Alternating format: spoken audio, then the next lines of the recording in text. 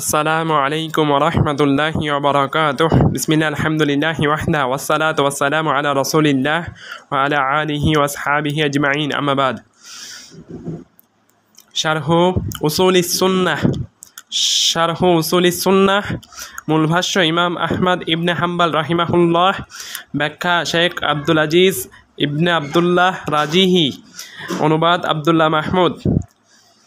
পৃষ্ঠা নাম্বার 221।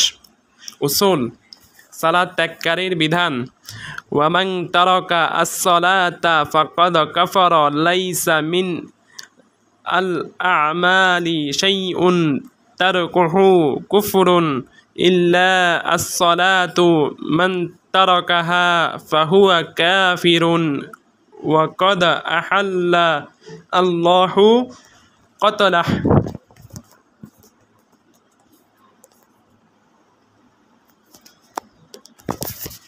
যে ব্যক্তি সালাত ত্যাগ করবে সে কুফরি করবে। সালাত ছাড়া এমন কোনো আমল নেই যা ত্যাগ করা কুফর, কাজেই যে সালাত ত্যাগ করবে সে কাফির। আল্লাহ তাআলা তাকে হত্যা করা হালাল করে দিয়েছেন। ব্যাখ্যা, উসুলুস সুন্নাহর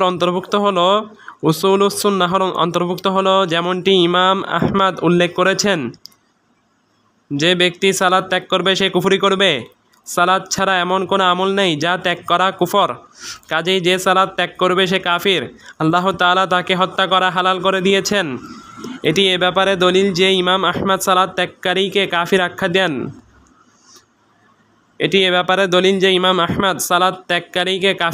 দেন।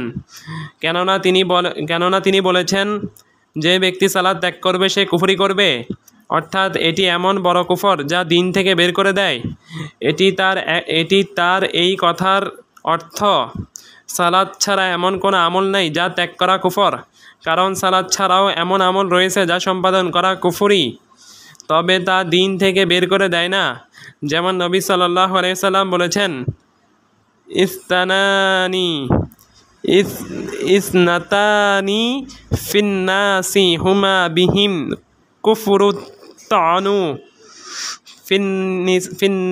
ফিন্নাসাবি ওয়ান্নায়াহাতু আলাল মাইয়াত। দুটি স্বভাব মানুষের মাঝে রয়েছে যা কুফর বলে গণ্য: ক, বংশের প্রতি কটাক্ষ করা, এবং খ, মৃত ব্যক্তির জন্য উচ্চস্বরে বিলাপ করা। সহিহ মুসলিম 67।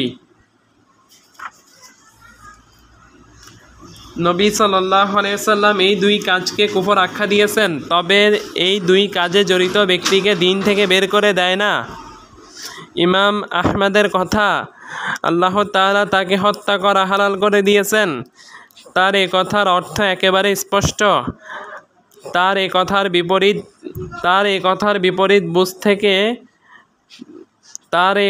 বিপরীত বুঝ থেকে প্রমাণ হয়, যে ব্যক্তি সালাত আদায় করবে তাকে হত্যা করা হবে না। এই কারণে নবী সাল্লাল্লাহু আলাইহি ওয়াসাল্লাম বলেন, সালাত আদায়কারী ব্যক্তিকে হত্যা করা থেকে আমাকে নিষেধ করা হয়েছে। সুনানু আবি দাউদ 4930, সিলসিলা সহিহা 2379। এ হাদিস প্রমাণ করে, যে ব্যক্তি সালাত আদায় করেনি তাকে হত্যা করা থেকে নিষেধ করা হয়নি, বরং তাকে হত্যা করা হবে। আলিমগণ একমত যে এসব শাস্তি প্রয়োগ করার একমাত্র অধিকার রাখে প্রশাসন ও সরকার ব্যবস্থা। সাধারণ জনগণ এসব শাস্তি প্রয়োগ করতে পারবে না। অনুবাদক। সালাত ত্যাগ করার ব্যাপারে আলিমদের বিস্তারিত আলোচনা। সালাত ত্যাগ করার দুই অবস্থা। প্রথম অবস্থা, সালাত ওয়াজিব হওয়াকে অস্বীকার করে সালাত ত্যাগ করা। যদি কেউ সালাত ওয়াজিব হওয়াকে অস্বীকার করে সালাত বর্জন করে, তাহলে মুসলিমদের ঐক্যমতে সে কাফির। এ ব্যাপারে কোনো মতবিরোধ নেই, কেননা সে দ্বীনে স্বতঃসিদ্ধ জ্ঞাত বিষয়কে অস্বীকার করেছে, অর্থাৎ সালাত ওয়াজিব হওয়াকে অস্বীকার করেছে। আর আলিমদের কাছে একটি মূলনীতি হলো, যে ব্যক্তি দ্বীনে স্বতঃসিদ্ধ জ্ঞাত ওয়াজিব বিষয়কে অস্বীকার করবে সে কুফরি করবে। যেমন কেউ যদি যাকাত ওয়াজিব হওয়াকে অস্বীকার করে এবং বিশ্বাস করে যে যাকাত ওয়াজিব নয়, তাহলে সে কুফরি করবে। অনুরূপভাবে কেউ যদি রোজা বা হজ ওয়াজিব হওয়াকে অস্বীকার করে, তাহলে সে কাফির, কারণ এগুলো দ্বীনের স্বতঃসিদ্ধ জ্ঞাত ওয়াজিব বিষয়। কেননা সালাত ওয়াজিব হওয়ার ব্যাপারে বা জাকাত ওয়াজিব হওয়ার ব্যাপারে বা রোজা ওয়াজিব হওয়ার ব্যাপারে বা হজ ওয়াজিব হওয়ার ব্যাপারে কেউ কোনো মতবিরোধ করেনি। কিন্তু কেউ যদি উটের গোস্ত খাওয়ার কারণে অজু ওয়াজিব হওয়াকে অস্বীকার করে তাহলে কি সে কুফরি করবে? জবাব, কুফরি করবে না। কারণ উটের গোস্ত খাওয়ার কারণে অজু ভঙ্গ হওয়া নিয়ে আলিমদের মাঝে মতবিরোধ রয়েছে। একদল আলিমের মতে এই কারণে অজু করতে হবে, আর আরেক দল আলিমের মতে অজু করতে হবে না। এটি একটি মতবিরোধপূর্ণ মাসালা, ঐক্যমত্যপূর্ণ মাসালা নয়। কিন্তু কেউ এ কথা বলেননি যে সালাত ওয়াজিব নয়। তারা সালাত ওয়াজিব হওয়ার ব্যাপারে একমত, যেমন তারা জাকাত, রোজা ও হজ ওয়াজিব হওয়ার ব্যাপারে একমত। তারা মদ, জেনা, সুদ, পিতামাতার অবাধ্য হওয়া, আত্মীয়তা সম্পর্ক ছিন্ন করা, গীবত, চগলখড়ি করা হারাম হওয়ার ব্যাপারে একমত। এসবগুলো দ্বীনে স্বতঃসিদ্ধ জ্ঞাত বিষয়, হয় হারাম অথবা ওয়াজিব। কাজেই এসব অস্বীকারী মুসলিমদের ঐক্যমত্যে কাফির। অনুরূপভাবে কেউ যদি ধূমপান হারাম হওয়াকে অস্বীকার করে বলে ধূমপান হারাম নয়, তাহলে সে কুফরি করবে না। মাসআলা, মদ পান হারামকে অস্বীকারী কেন কুফরি করবে আর ধূমপান অস্বীকারী কেন কুফরি করবে না? জবাব, কারণ মদ পান হারাম হওয়ার বিষয়টি ঐক্যমত্যপূর্ণ, কিন্তু ধূমপানের ব্যাপারে সংশয় রয়েছে। কতক তা বৈধ বলে ফতোয়া দেন, ফলে এ ব্যাপারে সংশয় তৈরি হয়েছে। অন্যথায় সঠিক মত হলো ধূমপান করা হারাম। তা হারাম হওয়ার ব্যাপারে কোনো সন্দেহ নেই। যে ব্যক্তি এ নিয়ে চিন্তা করবে, কেননা এর মাধ্যমে স্বাস্থ্য, সম্পদ ও দেহ ক্ষতিগ্রস্ত হয়, এর খারাপ গন্ধ রয়েছে, এর মাধ্যমে মাল নষ্ট হয়। কিছু মানুষ মনে করে এতে মাদকতা ও নেশা রয়েছে। কারণ যদি ধূমপান করতে দেরি হয় এরপর ধূমপান করে তাহলে সাময়িক অচৈতন্যতা সৃষ্টি হয়, আর এটাই মাদকতা ও নেশা। তবে এর সাথে জড়িত ব্যক্তিদের মাঝে তা হারাম হওয়া নিয়ে সংশয় রয়েছে, ফলে সে কুফরি করবে না। মোট কথা, কেউ যদি দ্বীনে স্বতঃসিদ্ধ জ্ঞাত ওয়াজিব বা হারাম বিষয়কে অস্বীকার করে সে কুফরি করবে। দ্বিতীয় অবস্থা, সালাত ওয়াজিব স্বীকার করা সত্ত্বেও সালাত ত্যাগ করা। সে বিশ্বাস করে যে সালাত ওয়াজিব ও ফরজ এবং সালাত ত্যাগকারী শাস্তির অধিকারী, কিন্তু অলসতা ও অবহেলাবশত সালাত ত্যাগ করে। এমন ব্যক্তি কুফরি করবে নাকি কুফরি করবে না, এটি আলিমদের মাঝে মতবিরোধের স্থান। ইমাম আহমদ মনে করেন এমন ব্যক্তি কুফরি করবে যদি সে সালাত ওয়াজিব হওয়াকে অস্বীকার না করে। এই কারণে তিনি বলেছেন, যে ব্যক্তি সালাত ত্যাগ করবে সে কুফরি করবে। সালাত ছাড়া এমন কোনো আমল নেই যা ত্যাগ করা কুফর। কাজেই যে সালাত ত্যাগ করবে সে কাফির। আল্লাহ তাআলা তাকে হত্যা করা হালাল করে দিয়েছেন। প্রথম মত, যে মতের দিকে ইমাম আহমদ গিয়েছেন যে অলসতাবশত সালাত ত্যাগকারীকে কাফির আখ্যা দেওয়া, এ মতের ব্যাপারে সাহাবিগণ একমত। ইমাম আহমদ সেই ইজমার দিকে ইশারা করেছেন, যে ইজমার কথা সম্মানিত তাবেঈ আব্দুল্লাহ ইবনে শাকিক আল উকাইলি উল্লেখ করেছেন। তিনি বলেছেন, সাহাবিগণ সালাত ছাড়া কোনো আমলকে পরিত্যাগ করা কুফর মনে করতেন না। সুনানুত তিরমিজি 2622, মুস্তাদরাকে হাকিম 1 খণ্ড 7 পৃষ্ঠা। হাকিম বুখারী ও মুসলিমের সত্ত্বে সহিহ বলেছেন এবং যাহাবি তার সাথে একমত হয়েছেন। ইজমার কথা আরও উল্লেখ করেছেন ইসহাক ইবনে রাহাওয়ি, তাজিমু কাদ্রিস সালাহ লিল মারওয়াজি 2 খণ্ড 292 পৃষ্ঠা ও ইমাম আবু মুহাম্মদ ইবনে হাজম আল মুহাল্লা 2 খণ্ড 242 পৃষ্ঠা। তারা বলেন, আলিমগণ একমত যে অলসতা ও অবহেলাবশত সালাত ত্যাগ করা এমন কুফর যা দিন থেকে বের করে দেয়। কাজেই সাহাবিগণ এ ব্যাপারে একমত। অনুরূপভাবে হাকিম তদীয় আল মুস্তাদরাক গ্রন্থে কিছু সাহাবি থেকে বর্ণনা করেছেন যে সালাত পরিত্যাগ করা কুফর, যেমন আবু হুরায়রা রাদিয়াল্লাহু আনহু ও বুরাইদা রাদিয়াল্লাহু আনহু। সামনে এ নিয়ে আলোচনা আসবে ইনশাআল্লাহ। অলসতা ও অবহেলাবশত সালাত পরিত্যাগকারী কাফির মতের পক্ষের দলিল: 1. আব্দুল্লাহ ইবনে শাকিকের পূর্ববর্তী কথা। 2. বুরাইদা ইবনে হুসাইন রাদিয়াল্লাহু আনহু থেকে বর্ণিত, নবী সাল্লাল্লাহু আলাইহি ওয়াসাল্লাম বলেন, মান তারাকা সালাতা العصر فقد حبط عمله যে ব্যক্তি আসরের সালাত ছেড়ে দেয় তার আমল বিনষ্ট হয়ে যায়। সহিহুল বুখারী 553। আজ যার আমল বাতিল হয়ে যায় সে কাফির। আল্লাহ তাআলা বলেন, ওয়ামান ইয়াকফুর বিল ঈমানি ফাকাদ হাবিতা আমালুহু ওয়া হুয়া ফিল আখিরাতি মিনাল খাসিরিন। আর কেউ ঈমানের সাথে কুফরি করলে তার কর্ম অবশ্যই নিষ্ফল হবে এবং সে আখিরাতে ক্ষতিগ্রস্তদের অন্তর্ভুক্ত হবে। সূরা মাইদা আয়াত 5। 3 জাবির ইবনে আব্দুল্লাহ রাদিয়াল্লাহু আনহু থেকে বর্ণিত, নবী সাল্লাল্লাহু আলাইহি সাল্লাম বলেন, বাইনাল আবদি ওয়া বাইনাল কুফরি তারকুস সালাহ। বান্দা ও কুফরের মধ্যে পার্থক্য হলো সালাত ছেড়ে দেওয়া। সহিহ মুসলিম 82। এই হাদিস রাসূলুল্লাহ সাল্লাল্লাহু আলাইহি সাল্লাম ইসলাম ও কুফরের মাঝে পার্থক্যকারী সীমা হিসেবে সালাতকে নির্ধারণ করেছেন। আর দলিল দুই জিনিসের মাঝে পার্থক্য করে। 4 তারা ভালো সনদে বর্ণিত এই হাদিস দ্বারাও দলিল পেশ করেন। নবী সাল্লাল্লাহু আলাইহি সাল্লাম বলেন, আল আহদুল্লাযী বাইনানা ওয়া বাইনাহুমুস সালাতু ফামান তারাকাহা ফাকাদ কাফারা। আমাদের ও তাদের কাফিরদের মধ্যে যে প্রতিশ্রুতি আছে তা হলো সালাত, সুতরাং যে ব্যক্তি সালাত ছেড়ে দেয় সে কুফরি কাজ করে। সুনানুত তিরমিজি 2621। হাদিসটি সহিহ।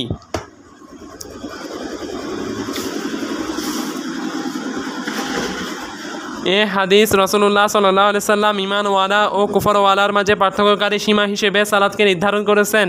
5 নবী সাল্লাল্লাহু আলাইহি সাল্লাম বলেন, যে ব্যক্তি ইচ্ছাকৃতভাবে সালাত ছেড়ে দিবে তার থেকে আল্লাহর জিম্মা মুক্ত হয়ে যাবে। মুস্তাদরাকে হাকিম 1 খণ্ড 6 ও 7 পৃষ্ঠা, দারাকুতনি 2 খণ্ড 52 পৃষ্ঠা, বাইহাকি 3 খণ্ড 366 পৃষ্ঠা। 6 শাসকদের বিরুদ্ধে বিদ্রোহ না করা সংক্রান্ত হাদিস। নবী সাল্লাল্লাহু আলাইহি সাল্লাম শাসকদের বিরুদ্ধে বিদ্রোহ করা থেকে নিষেধ করেছেন। সে হাদিসে রয়েছে, ইল্লা আন তারাউ কুফরান বাওয়াহান ইনদাকুম মিনাল্লাহি ফিহি বুরহানুন। কিন্তু যদি স্পষ্ট কুফরি দেখো, তোমাদের কাছে আল্লাহর তরফ থেকে যে বিষয়ে সুস্পষ্ট প্রমাণ বিদ্যমান তাহলে আলাদা কথা। কিন্তু যদি সুস্পষ্ট কুফরি দেখো, তোমাদের কাছে আল্লাহর তরফ থেকে যে বিষয়ে সুস্পষ্ট প্রমাণ বিদ্যমান তাহলে আলাদা কথা। সহিহুল বুখারী 756, সহিহ মুসলিম 1709। অন্য হাদিসে তিনি আরও বলেন, খিয়ারু আইম্মাতিকুমুল্লাযীনা তুহিব্বুনাহুম ওয়া ইউহিব্বুনাকুম ওয়া ইউসাল্লুনা আলাইকুম ওয়া তুসাল্লুনা আলাইহিম ওয়া শিরারু আইম্মাতিকুমুল্লাযীনা তুবগিদুনাহুম ওয়া ইউবগিদুনাকুম ওয়া তালআনুনাহুম ওয়া ইয়ালআনুনাকুম। ক্বিলা ইয়া রাসূলুল্লাহি আফালা নুনাবিযুহুম বিস-সাইফি ফাকালা লা মা আকামু ফীকুমুস সালাতা ওয়া ইযা রাআইতুম মিন উলাতিকুম শাইয়ান তাকরাহুনাহু ফাকরাহু আমালাহু ওয়া লা তানজিউ ইয়াদান মিন তাআতি। তোমাদের সর্বোত্তম নেতা হচ্ছে তারাই যাদের তোমরা ভালোবাসো, আর তারাও তোমাদের ভালোবাসে এবং তারা তোমাদের জন্য দোয়া করে আর তোমরাও তাদের জন্য দোয়া করো। পক্ষান্তরে তোমাদের নিকৃষ্ট নেতা হচ্ছে তারাই যাদের তোমরা ঘৃণা করো আর তারাও তোমাদের ঘৃণা করে এবং তোমরা তাদেরকে অভিশাপ দাও আর তারাও তোমাদেরকে অভিশাপ দেয়। বলা হলো, হে আল্লাহর রাসূল, আমরা কি তাদেরকে দরবারি দ্বারা প্রতিহত করব না? তখন তিনি বললেন, না, যতক্ষণ পর্যন্ত তারা তোমাদের মধ্যে সালাত কায়েম করবে। আর যখন তোমাদের শাসকদের মধ্যে কোনরূপ অপছন্দনীয় কাজ দেখবে তখন তোমরা তাদের সে কাজকে ঘৃণা করবে, কিন্তু তাদের আনুগত্য থেকে হাত গুটিয়ে নেবে না।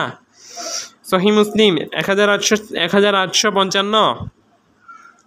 এই হাদিসে রাসূলুল্লাহ সাল্লাল্লাহু আলাইহি ওয়াসাল্লাম তাদের বিরুদ্ধে বিদ্রোহ করা থেকে নিষেধ করেছেন যতদিন তারা সালাত কায়েম করবে। কাজেই প্রমাণ হয় যে যখন তারা সালাত কায়েম করবে না তখন তাদের বিরুদ্ধে বিদ্রোহ করা জায়েজ। বিদ্রোহ করা থেকে নিষেধকরণের হাদিসের সাথে যদি নিচের এই হাদিস যুক্ত করেন তাহলে প্রমাণ হয় যে সালাত ত্যাগ করা স্পষ্ট কুফর। হাদিসটি হলো ইল্লা আন তারাও কুফরান বাওয়াহান ইনদাকুম মিনাল্লাহি ফীহি বুরহানুন, কিন্তু যদি স্পষ্ট কুফরি দেখো তোমাদের কাছে আল্লাহর তরফ থেকে যে বিষয়ে সুস্পষ্ট প্রমাণ বিদ্যমান তাহলে আলাদা কথা। সহিহুল বুখারী 756, সহিহ মুসলিম 1709।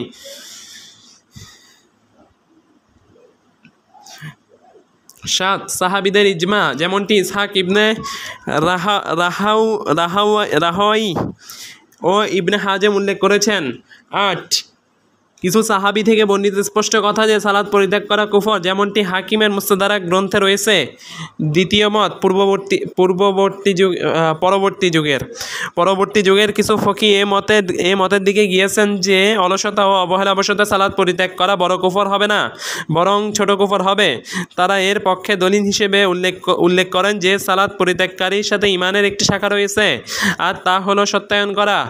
তারা বলেন, কিভাবে এমন ব্যক্তিকে মিথ্যা প্রতিপন্নকারীর মতো করে দিতে পারি? মিথ্যা প্রতিপন্নকারী অস্বীকারী কাফির, আর সালাত পরিত্যাগকারী সালাতকে অসত্যায়নকারী মুমিন, এবং সে সাক্ষ্য দেয় যে সালাত ওয়াজিব, কিন্তু সে অলসতাবশত সালাত পরিত্যাগ করে। কাজেই এমন ব্যক্তি কুফর করে না, কেননা তার সাথে সত্যায়ন করার একটি শাখা রয়েছে। সালাত একটি আমল, ফলে সালাত পরিত্যাগকারীর কুফর এমন কুফর নয় যা তাকে দিন থেকে বের করে দিবে, বরং তা ছোট কুফর। তার বিধান হলো তাকে তওবা করতে বলা হবে। যদি তওবা না করে তাহলে শাস্তিস্বরূপ তাকে হত্যা করা হবে। তাকে হত্যা করা হলে তার জানাজা পড়া হবে, কেননা তাকে শাস্তি হিসেবে হত্যা করা হয়েছে। শাফিঈ, হানাফি, মালিকি ও হাম্বলি মাযহাবের পরবর্তী যুগের অনেক ফকিহ এ মতের দিকে গিয়েছেন। তারা মনে করেন অলসতা ও অবহেলাবশত সালাত পরিত্যাগ করা ব্যক্তিকে দিন থেকে বের করে দেয় না। কোন মতটি প্রাধান্যযোগ্য? আমরা পাই আল্লাহ তাআলা বলেছেন, ইয়া আইয়ুহাল্লাযীনা আমানু আতিউল্লাহ ওয়া আতিউর রাসূল ওয়া উলিল আমরি মিনকুম ফাইন তানাযাতুম ফি শাইইন ফারুদ্দুহু ইলাল্লাহ ওয়ার রাসূল ইন কুনতুম তুমিনুনা বিল্লাহি ওয়াল ইয়াউমিল আখির যালিকা খায়রুন ওয়া আহসানু তা'ওয়িলা। হে ঈমানদারগণ, তোমরা আল্লাহর আনুগত্য করো, রাসূলের আনুগত্য করো এবং তোমাদের মধ্যকার নেতৃস্থানীয়দের। অতঃপর কোনো বিষয়ে তোমাদের মধ্যে মতভেদ ঘটলে তা উপস্থাপন করো আল্লাহ ও রাসূলের নিকট, যদি তোমরা আল্লাহ ও আখিরাতে ঈমান এনে থাকো। এই পন্থাই উত্তম এবং পরিণামে প্রকৃষ্টতর। সূরা নিসা আয়াত 59। আমরা যখন এই মাসআলা দলিলের দিকে ফিরিয়ে দেই, তখন দেখতে পাই যে দলিলসমূহ প্রথম মতকে শক্তিশালী করে তথা অলসতা ও অবহেলাবশত সালাত পরিত্যাগ করা কুফর। আলিমদের মতে বিচারকের ফয়সালা মতবিরোধ দূর করে দেয়। কাজেই সালাত আদায় করে না এমন ব্যক্তিকে যদি বিচারকের কাছে পেশ করা হয়, তাহলে আমরা বলবো তিনি যদি তার ব্যাপারে বড় কুফরের ফয়সালা দেন এবং মুরতাদ হিসেবে তাকে হত্যা করার সিদ্ধান্ত দেন, তাহলে সেই মুরতাদ হিসেবে গণ্য হবে। আর তিনি যদি শাস্তিস্বরূপ হত্যা করার আদেশ দেন, তাহলে তার কুফর ছোট কুফর বলে গণ্য হবে। কারণ আলিমদের কাছে একটি মূলনীতি হলো বিচারকের ফয়সালা মতবিরোধ দূর করে দেয়। মাসালা, যদি আমরা সালাত আদায়কারীকে কাফির বলি, তাহলে সালাত ত্যাগকারীকে কাফির বলি, তাহলে সকল সালাত পরিত্যাগকারী কাফির নাকি কিছু সালাত পরিত্যাগকারী কাফির? জবাব, এই মাসালায় দুটি মত রয়েছে। প্রথম মত, সকল সালাত পরিত্যাগ না করা পর্যন্ত কাফির হবে না। যদি মাঝে মধ্যে সালাত আদায় করে ও পরিত্যাগ করে তাহলে কাফির হবে না। দ্বিতীয় মত, যদি ইচ্ছাকৃতভাবে একটি ফরজ সালাত পরিত্যাগ করে তাহলে কাফির হয়ে যাবে। কাজেই যদি ইচ্ছাকৃতভাবে এক ফরজ পরিত্যাগ করে এমনকি সালাতের ওয়াক্ত শেষ হয়ে যায় আর এ ব্যাপারে তার কোনো ওজর নেই, অর্থাৎ গ্রহণযোগ্য কোনো ব্যাখ্যা নেই, বিস্মৃত অবস্থায় পরিত্যাগ করেনি এবং ওজরযোগ্য ঘুমের কারণে পরিত্যাগ করেনি, তাহলে এ মতের অনুসারীগণ তাকে কাফির বলেন। দ্বিতীয় মতের আলোকে কেউ যদি ফজর সালাত দেরি করে এবং ইচ্ছাকৃতভাবে সূর্য উদিত হওয়ার পর সালাত আদায় করে, তাহলে সে কাফির হয়ে যাবে। কিছু মানুষ কাজের সময়ের জন্য অ্যালার্ম দিয়ে রাখে এবং সূর্য উদিত হওয়ার পর ঘুম থেকে জাগ্রত হয় সে এই নিয়মে চলতে থাকে এবং একে অভ্যাসে পরিণত করে নেয়, এমনকি তাকে এ ব্যাপারে সতর্ক করা হয় ও সাবধান করা হয়, সে ভ্রুক্ষেপ করে না এবং আগ্রহ দেখায় না, এমন ব্যক্তিকে একদল আলিম কাফির বলেছেন। তার মধ্যে রয়েছেন সম্মানিত শেখ আব্দুল আজিজ ইবনে বাজ। তিনি ফতোয়া দিয়েছেন যে যে ব্যক্তি অব্যাহতভাবে যথাসময়ের পর বিলম্ব করে সালাত আদায় করে, এমনকি তা অভ্যাস ও স্বভাবে পরিণত হয়ে যায়, তাহলে সে কাফির হয়ে যাবে। আল্লাহর কাছে আশ্রয় চাই। কাজে এই বিষয়টি অত্যন্ত ভয়ানক। সালাতের ব্যাপারে অত্যন্ত সচেতন হওয়া একজন মুসলিমের উপর ওয়াজিব। তা সংরক্ষণ করা, সঠিক সময়ে তা আদায় করা, জামায়াতের সাথে আদায় করা এবং খুজু ধরে রাখা, অন্তরকে উপস্থিত রাখা, নিবিষ্ট চিত্ত হওয়া ও ইমামের অনুসরণের ব্যাপারে মনোযোগী ও আগ্রহী হওয়া। কারণ সালাত এমন আমল যা দিন থেকে সবশেষে হারিয়ে যাবে। তাছাড়া একজন মুসলিমের ইসলামে ততটুকু অংশ থাকবে যতটুকু সালাতে তার অংশ আছে, এবং যে সালাত সংরক্ষণ করে সে অন্যান্য আমল আরও বেশি সংরক্ষণ করতে সক্ষম হবে, আর যে সালাত নষ্ট করে সে অন্যান্য আমল আরও বেশি নষ্ট করবে। সালাত চলে যাওয়ার পর ইসলাম ও দিন নেই। মুসলিম ব্যক্তি যখন আল্লাহর আদেশ অনুযায়ী সালাত কায়েম করে ও আদায় করে, তখন সালাত তাকে অশ্লীলতা ও খারাপ কাজ থেকে দূরে রাখে। যেমন আল্লাহ তাআলা বলেন, ইন্নাস সালাতা তানহা আনিল ফাহশাই ওয়াল মুনকার, নিশ্চয়ই সালাত অশ্লীলতা ও গর্হিত কাজ থেকে বিরত রাখে। সূরা আনকাবুত আয়াত 45। সালাত পরিত্যাগকারীর ব্যাপারে দায়িত্ব। যে ব্যক্তি সালাত পরিত্যাগ করবে তাকে তওবা করতে বলা হবে। তওবা করলে ভালো, অন্যথায় তাকে হত্যা করা হবে।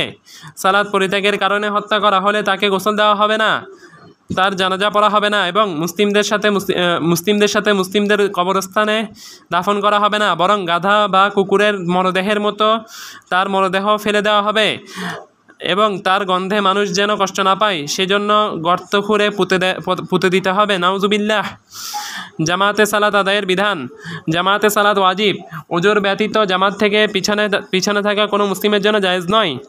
যে ব্যক্তি কোনো ওজোর ছাড়াই জামাত থেকে পিছনে থাকে সে মুনাফিকদের সাথে সাদৃশ্য রাখে। এ ব্যাপারে দলিল, এক সহিহ হাদিসে নবী সাল্লাল্লাহু আলাইহি সাল্লাম বলেন, মান সামিআন নাদাআ ফালাম ইয়াতিহি ফালা সালাতা লাহু ইল্লা মিন উযরিন।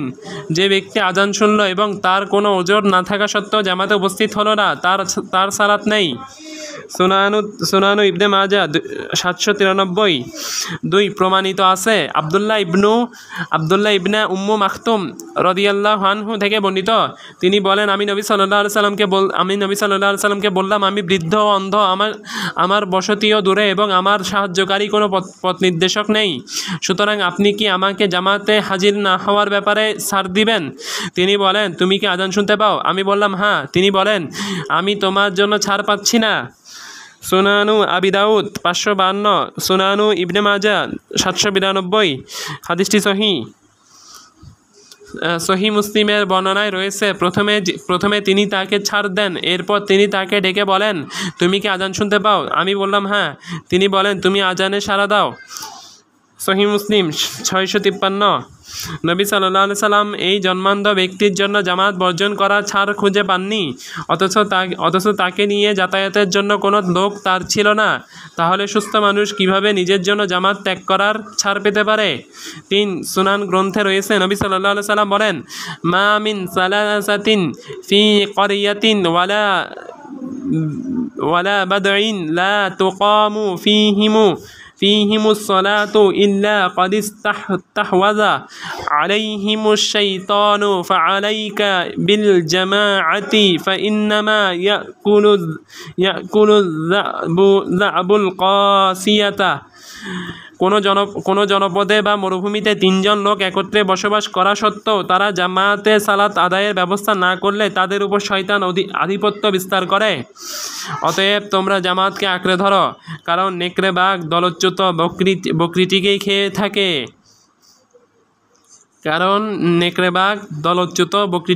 থাকে। সুনানু আবি দাউদ 547। সুনানু আবি দাউদ 547। সুনানু নাসাই 2 খণ্ড 106 থেকে 107 পৃষ্ঠা। হাদিসটি সহিহ। 4 যারা জামাতে অংশগ্রহণ করে না তাদের বাড়ি জ্বালিয়ে দেওয়া ইচ্ছা করেন নবী সাল্লাল্লাহু আলাইহি সাল্লাম তিনি বলেন والذي نفسي بيده لقد حممت أن آمر بحطب ويحطب ثم آمر بالصلاة فيؤذن لها ثم آمر رجلا فيؤم الناس ثم أخالف إلى رجال فأحرك عليهم بيوتهم যার হাতে আমার প্রাণ তার শপথ আমার ইচ্ছা হয় জ্বালানি কাঠ সংগ্রহ করতে আদেশ দেই অতঃপর সালাত কায়েমের আদেশ দেই অতঃপর সালাতের আজান দেওয়া হোক অতঃপর এক ব্যক্তিকে লোকেদের ইমামত করার নির্দেশ দেই অতঃপর তিনি লোকেদের নিকট যায় এবং তাদের যারা সালাতে শামিল হয়নি ঘর জ্বালিয়ে দেই সহিহুল বুখারী 644 সহি মুসলিম 651 5 আব্দুল্লাহ ইবনে মাসউদ থেকে প্রমাণিত আছে নবী সাল্লাল্লাহু আলাইহি সাল্লাম বলেন মান শাররাহু আন ইয়ালকাল্লাহা গাদান মুসলিমান ফালইউহাফিজ على هؤلاء الصلوات حيث ينادى بهن فإن الله شرع لنبيكم صلى الله عليه وسلم سنان الهدى وإنهن من سنان الهدى ولو أنكم صليتم في بيوتكم كما يصلى هذا المتخلف في بيته لتركتم سنة نبيكم ولو تركتم سنة نبيكم لضللتم যে ব্যক্তি কাল কিয়ামতের দিন মুসলিম হিসেবে আল্লাহর সাথে সাক্ষাৎ পেতে আনন্দবোধ করে সে যেন সেসব সালাতের রক্ষণাবেক্ষণ করে যেসব সালাতের জন্য আজান দেওয়া হয় কেননা আল্লাহ তাআলা তোমাদের নবীর জন্য হেদায়েতের পন্থা পদ্ধতি বিধিবদ্ধ করেছেন আর এসব সালাত ও হিদায়াতের পন্থা পদ্ধতি যে ব্যক্তি সালাতের জামাতে উপস্থিত না হয়ে বাড়িতে সালাত আদায় করে থাকে অনুরূপ তোমরাও যদি তোমাদের বাড়িতে সালাত আদায় করো তাহলে নিঃসন্দেহে তোমরা তোমাদের নবীর সুন্নত বা পন্থা পদ্ধতি পরিত্যাগ করলে আর তোমরা যদি এভাবে তোমাদের নবীর সুন্নত বা পদ্ধতি পরিত্যাগ করো তাহলে অবশ্যই পথ হারিয়ে ফেলবে সহিহ মুসলিম 654 257 এরপর ইবনে মাসউদ বলেন ওয়ালাকাদ রাআইতুনা ওয়ামা يتخلف عنها إلا منافق معلوم النفاق ولقد كان الرجل يؤتى به يحادى بين الرجلين حتى يقام في الصف আমরা মনে করি যার মুনাফিকি সর্বজন বিদিত এমন মুনাফিক ছাড়া কেউই জামাতে সালাত আদায় করা ছেড়ে দেয় না অথচ রাসূলুল্লাহ সাল্লাল্লাহু আলাইহি সাল্লামের জামানায় এমন ব্যক্তি জামাতে উপস্থিত হতো যাকে দুজন মানুষের কাঁধে ভর দিয়ে এসে সালাতের কাতারে দাঁড় করিয়ে দেওয়া হতো সহিহ মুসলিম 654 257 এই হাদিস থেকে দলিল তিনি বলেছেন আর তোমরা যদি এভাবে তোমাদের নবীর সুন্নত বা পদ্ধতি পরিত্যাগ করো তাহলে অবশ্যই পথ হারিয়ে ফেলবে তার এই কথা প্রমাণ করে যে জামাত বর্জন করে তাকে পথভ্রষ্ট বলা হবে অন্য বর্ণনায় রয়েছে তোমরা কুফরি করতে তবে এই বর্ণনায় দুর্বলতা রয়েছে সুনানু আবি দাউদ 550 এই বর্ণনার সানাদে মাসউদি নামক একজন বর্ণনাকারী রয়েছেন যিনি স্মৃতি বিভ্রমের কারণে দুর্বল তাছাড়া মুহাম্মদ ইবনে ওয়াজ্জাহ নামক মাজহুল বর্ণনাকারী রয়েছেন এই হাদিস প্রমাণ করে যে সাহাবীগণ জামাতে সালাত আদায়ের প্রতি মনোযোগী ও আগ্রহী ছিলেন এমনকি অসুস্থ ব্যক্তি দুজনের কাঁধে ভর দিয়ে আসতেন এবং তাকে কাতারে দাঁড় করিয়ে দেওয়া হতো জামাত থেকে পিছনে থাকা মুনাফিকের আলামত এই কারণে ইবনে মাসউদ বলেছেন আমরা মনে করি যার মুনাফিকই সর্বজন বিদিত এমন মুনাফিক ছাড়া কেউই জামাতে সালাত আদায় করা ছেড়ে দেয় না নবী সাল্লাল্লাহু আলাইহি সাল্লাম বলেছেন লাইসা সালাতুন আতকালা আলাল المنافقين من الفجر والعشاء ولو يعلمون ما فيهما لأتوهما ولو حبوا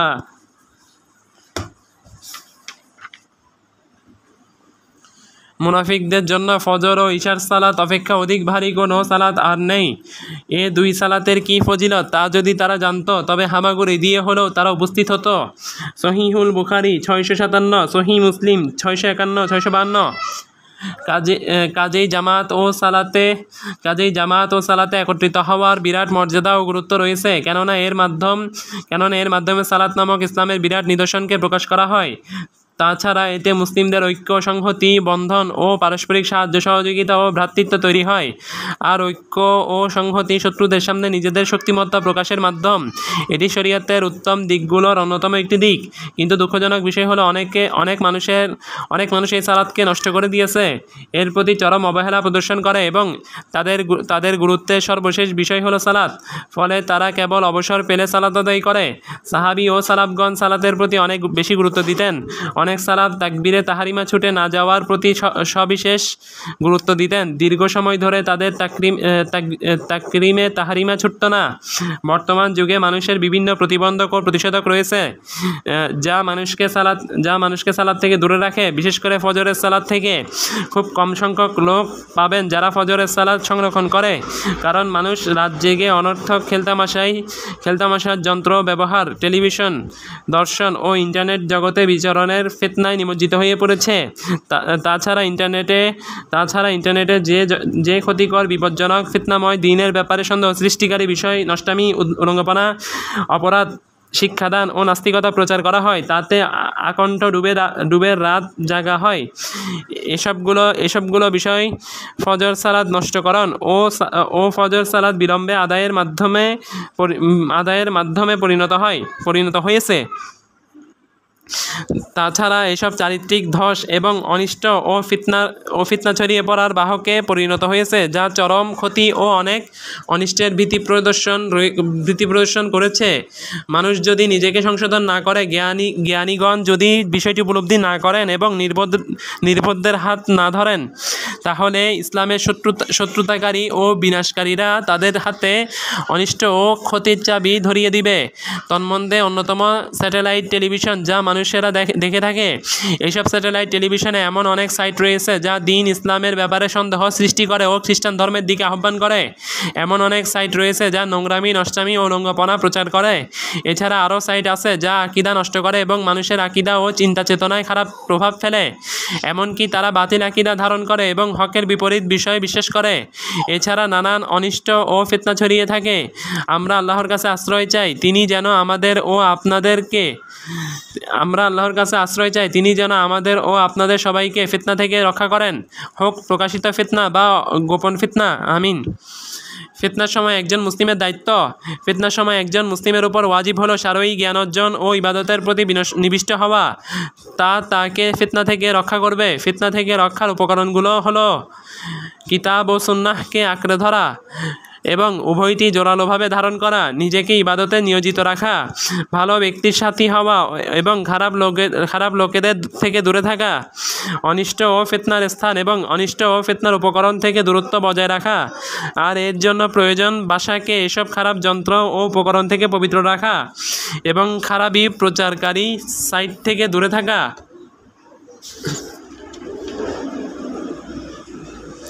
মানুষকে হকের ব্যাপারে উপদেশ দেওয়া, পরস্পরকে কল্যাণের ব্যাপারে উৎসাহিত করা এবং মানুষকে পাপ ও অন্যায় থেকে সতর্ক করা, যাতে তারা এইসব ফিতনা ও ঘৃণিত বিষয় থেকে নিরাপদে থাকতে পারে। কেননা অনিষ্ট ও ফিতনার উপর অব্যাহত থাকার প্রভাব হলো শাস্তি, বিপদ আপদ, দুর্যোগ ও দুর্ঘটনা আপতিত হওয়া। নবী সাল্লাল্লাহু আলাইহি সাল্লাম বলেন, ইন্নান নাসা ইযা রাআউয যালিমা ফালাম ইয়াখুযু আলা ইয়াদাইহি আউশাকা আন ইয়াউম্মাহুমুল্লাহু বিইকাব। যে জাতির মধ্যে পাপ কাজ হতে থাকে আর এগুলো বন্ধ করার ক্ষমতা থাকা সত্ত্বেও তা বন্ধ না করে, তাহলে অচিরে আল্লাহ তাদের সবাইকে চরম শাস্তি দিবেন। সুনানু আবি দাউদ 4338, সুনানু তিরমিজি 2169, সুনানু ইবনে মাজা 4005। হাদিসটি সহিহ। আল্লাহর কাছে দোয়া করি তিনি যেন অনিষ্ট ও ফিতনার ব্যাপারে আমাদের জন্য যথেষ্ট হয়ে যান এবং আমাদের তা থেকে রক্ষা করেন, কেননা শাস্তি, বিপদাপদ ও খারাপ পরিণতি পাপ ও অন্যায়ের ফলাফলস্বরূপ বেশি থাকে। অন্যথায় আমাদের পিতামাতাকে সুখ ও শান্তির স্থান জান্নাত থেকে পাপ ও অবাধ্যতা ছাড়া কিসে বের করে? নূহ আলাইহিস সালামের যুগে পৃথিবীবাসীকে কিসে বন্যায় ডুবিয়েছিল? এমনকি পানি পাহাড়ের চূড়ায় উঠে গিয়েছিল। এসব হলো কুফর, পাপ ও অবাধ্যতার ফলেই ছিল। অতি জোরালো বাতাসের মাধ্যমে আজ জাতিকে কিসে ধ্বংস করেছিল? পাপ ও অবাধ্যতাই ধ্বংস করেছিল। আল্লাহ তাআলা বলেন, মা ইয়াযারু মিন শাইইন আতাত আলাইহি ইল্লা জাআলাতহু কাররমিম। এটা যা কিছুর উপর দিয়ে বয়ে গিয়েছিল তাকেই যেন পরিণত করলো চূর্ণ বিচূর্ণ ধ্বংসস্তূপে। সূরা জারিয়াত আয়াত 42। বিকট শব্দের মাধ্যমে সামুদ জাতিকে কিসে ধ্বংস করেছিল? এমনকি তাদের পেটের নাড়িভুঁড়ি ছিন্ন বিচ্ছিন্ন হয়ে গিয়েছিল। পাপ ও অবাধ্যতায় ধ্বংস করেছিল। পাপ ও অবাধ্যতা ছাড়া আর কিসে ফেরাউন ও জাতিকে ডুবিয়েছিল? এমন কি ছিল যা বনি ইসরাইলের উপর এমন জাতিকে পাঠিয়েছিল যা তাদের উপর কর্তৃত্ব করেছিল, তাদের বাড়িঘরে তল্লাশি চালিয়ে ধ্বংস করেছিল এবং তাদের সম্পদ লুট করে নিয়েছিল? তা তো ছিল পাপ ও অবাধ্যতা। সহিহ হাদিসে জাইনাব বিনতে জাহশ রাদিয়াল্লাহু আনহুমা থেকে বর্ণিত, নবী সাল্লাল্লাহু আলাইহি সাল্লাম বলেন, লা ইলাহা ইল্লাল্লাহু ওয়াইলুন লিল আরবি মিন শাররান কদ আকতারাবা ফুতিহাল ইয়াউমা মিন রদমি ইয়াজুজ ওয়া মাজুজ মিথলু হাযিহি ওয়া হাল্লাকা বিইসবাইহিল ইবহামি ওয়াল্লাতী তালিহা ক্বালাত যায়নাবু বিনতু জাহাশিন ফাকুলতু ইয়া রাসূলাল্লাহি আনাহলিকু ওয়াফিনা সালিহুনা ক্বালা নাআম ইযা কাসুরাল খাবাসু। লা ইলাহা ইল্লাল্লাহ। আরবের লোকেদের জন্য সেই অনিষ্টের কারণে ধ্বংস অনিবার্য ও নিকটবর্তী হয়েছে। আজ ইয়াজুজ ও মাজুজের প্রাচীর এই পরিমাণ খুলে গেছে। একথা বলার সময় তিনি তার বৃদ্ধাঙ্গুলির অগ্রভাগের তার সঙ্গে শাহাদাত আঙ্গুলের অগ্রভাগের সঙ্গে মিলিয়ে গোলাকার করে ছিদ্রের পরিমাণ দেখান। জাইনাব বিনতে জাহশ বলেন, তখন আমি বললাম, হে আল্লাহর রাসূল, আমাদের মধ্যে পুণ্যবান লোকজন থাকা সত্ত্বেও কি আমরা ধ্বংস হয়ে যাব? তিনি বললেন, হ্যাঁ, যখন পাপ কাজ অতিমাত্রায় বেড়ে যাবে। সহিহুল বুখারী 3346, সহিহ মুসলিম 2880।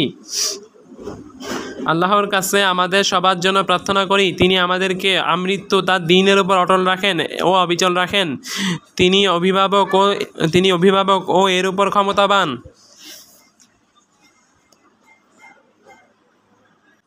সুবহানাকাল্লাহুম্মা ওয়া বিহামদিকা আশহাদু আল্লা ইলাহা ইল্লা আনতা আস্তাগফিরুকা ওয়া আতুবু ইলাইক। আসসালামু আলাইকুম ওয়া রাহমাতুল্লাহি ওয়া বারাকাতুহু।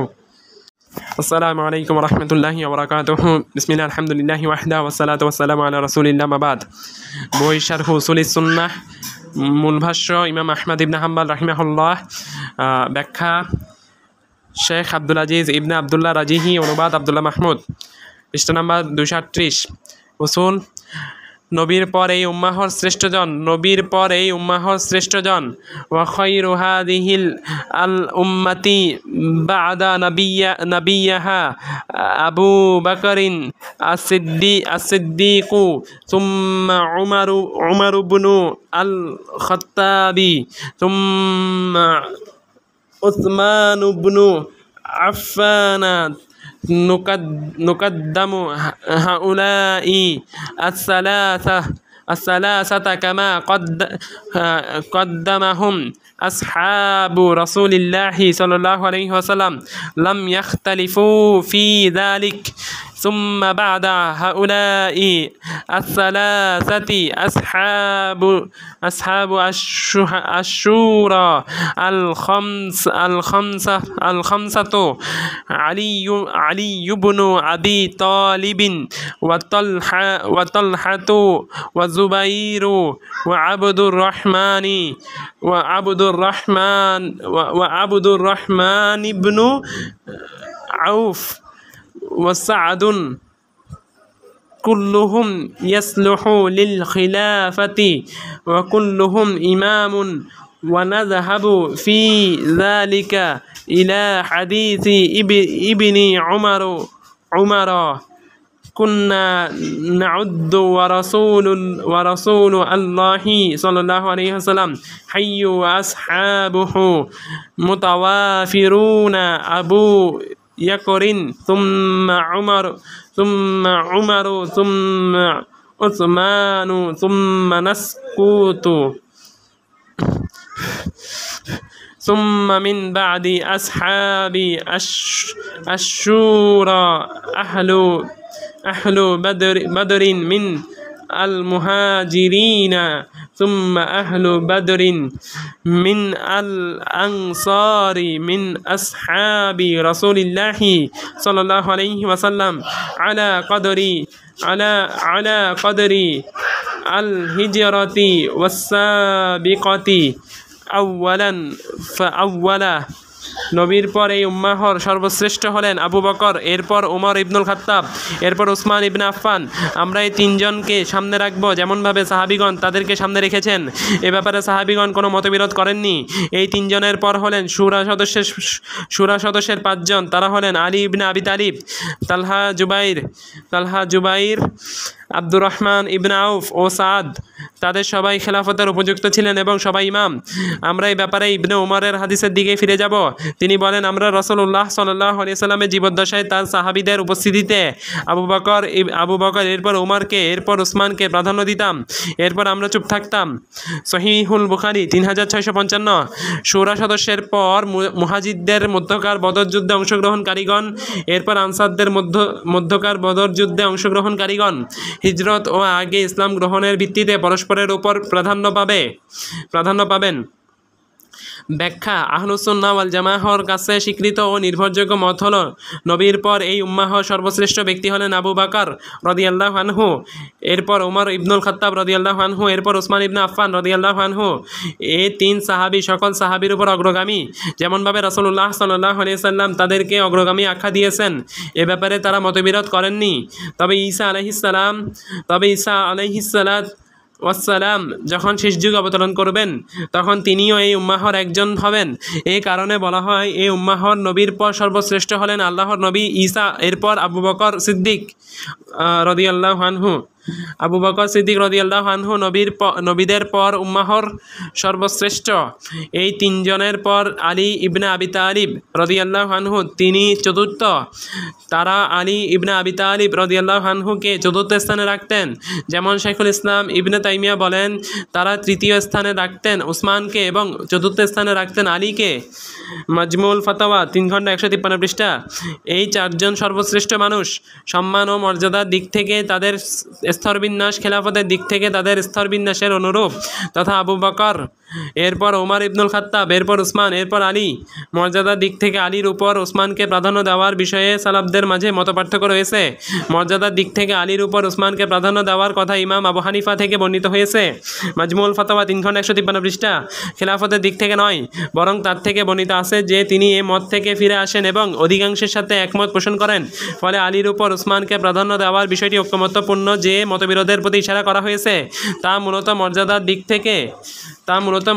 দিক থেকে প্রাধান্য দান দিয়ে মতবিরোধ। তবে অধিকাংশ সাহাবী মর্যাদার দিক থেকেও আলীর উপর উসমানকে প্রাধান্য দিয়েছেন। তবে খেলাফতের দিক থেকে কেউ কখনোই আলীকে উসমানের উপর প্রাধান্য দেয়নি। খেলাফতের দৃষ্টিকোণ থেকে যে ব্যক্তি আলীকে উসমানের উপর প্রাধান্য দেয়, আহলুস সুন্নাহ ওয়াল জামাআহর মতে সে বিভ্রান্ত। এই কারণে শাইখুল ইসলাম বলেন, যে ব্যক্তি আলীকে উসমানের উপর প্রাধান্য দেয় সে তার পরিবারের গাধার তুলনায় অধিক বিভ্রান্ত। মাজমুল ফাতাওয়া 3 খণ্ড 162 পৃষ্ঠা। অর্থাৎ খেলাফতের দৃষ্টিকোণ থেকে যে ব্যক্তি আলীকে ওসমানের উপর প্রাধান্য দেয়, তিনি আরও বলেন, যে ব্যক্তি আলীকে ওসমানের উপর প্রাধান্য দেয় সে মুহাজিরদের উপর হেই করে। আল আকিদাতুল ওয়াসিতিয়াহ, অর্থাৎ তাদের মতামতকে অবজ্ঞা করে, কারণ মুহাজির ও আনসারগণ খেলাফতের দৃষ্টিকোণ থেকে ওসমানকে আলীর উপর প্রাধান্য দিয়েছেন। এই কারণে ওমর যে 6 জনের মাঝে খেলাফতের দায়িত্ব দেন, তারা যখন পরামর্শ করেন তখন খলিফা নির্বাচনের দায়িত্ব দেওয়া হয় আব্দুর রহমান ইবনে আউফের কাঁধে। তিনি 3 রাত মানুষের সাথে পরামর্শ করেন। যখন সাধারণ মানুষ, মুহাজির, আনসার ও গণ্যমান্য ব্যক্তিগণ উপস্থিত হন, তখন আব্দুর রহমান ইবনে আউফ কালিমার সাক্ষ্য দেন, আল্লাহর প্রশংসা করেন, গুণকীর্তন করেন। এরপর বলেন, হে আলী, আমি মানুষের মতামত যাচাই করে দেখেছি, তাদেরকে ওসমানের সমকক্ষ করতে দেখিনি। অতএব আপনি আমাদের জন্য আপনার কোনো পথ নির্ধারণ করবেন না। এরপর তিনি দাঁড়ান ও ওসমানের কাছে বায়াত দেন। এরপর মুহাজির, আনসার, আমির, উমারা ও বাহিনীর সদস্যগণ বায়াত দেন। এভাবে ওসমানের বায়াত সম্পন্ন হয়। খেলাফতের দৃষ্টিকোণ থেকে আলীর উপর ওসমানকে প্রাধান্য দেওয়ার ব্যাপারে এটাই ইজমা। এ ব্যাপারে রাফিজিরা ছাড়া কেউ মতবিরোধ করেনি, কারণ রাফিজিরা বিদাতি, কাজেই তাদের কথা গ্রহণ করা হবে না এবং তাদের মতবিরোধের দিকে ভ্রুক্ষেপ করা হবে না। ইমাম আহমেদের কথা, এই তিনজনের পর হলেন শুরা সদস্যের 5 জন। ইমাম আহমদ 5 জনের নাম উল্লেখ করেছেন। তাদের সাথে আরও যুক্ত হবেন উসমান রাদিয়াল্লাহু আনহু। কাজেই তাদের মোট সংখ্যা 6 জন। উসমান ইবনে আফফান, আলী ইবনে আবি তালিব, তালহা, জুবাইর, আব্দুর রহমান ইবনে আউফ ও সাদ ইবনে আবি ওয়াক্কাস রাদিয়াল্লাহু আনহুম আজমাইন। উমর রাদিয়াল্লাহু আনহু আত-তাঈদের হাতে আহত হলে তিনি এই 6 জনকে খেলাফতের জন্য শুরা সদস্য হিসেবে নিযুক্ত করেন এবং বলেন, তাদের সবাই খেলাফতের উপযুক্ত এবং সবাই ইমাম। ইমাম আহমদ তৃতীয় হিসেবে উসমানকে এবং চতুর্থ হিসেবে আলীকে বিন্যাস করার ক্ষেত্রে ইবনে উমরের হাদিসের দিকে গিয়েছেন। তিনি বলেন, আমরা রাসূলুল্লাহ সাল্লাল্লাহু আলাইহি ওয়াসাল্লামের জীবদ্দশায় তার সাহাবীদের উপস্থিতিতে আবু বকর, এরপর ওমরকে, এরপর ওসমানকে প্রাধান্য দিতাম, এরপর আমরা চুপ থাকতাম। সহিহুল বুখারী 3655। আবদুল্লাহ ইবনে ইমাম আহমদ আস-সুন্নাহ গ্রন্থে বলেন, আমি আমার পিতাকে আবু বকর, ওমর, ওসমান ও আলীর মাঝে শ্রেষ্ঠত্ব দান নিয়ে প্রশ্ন করি।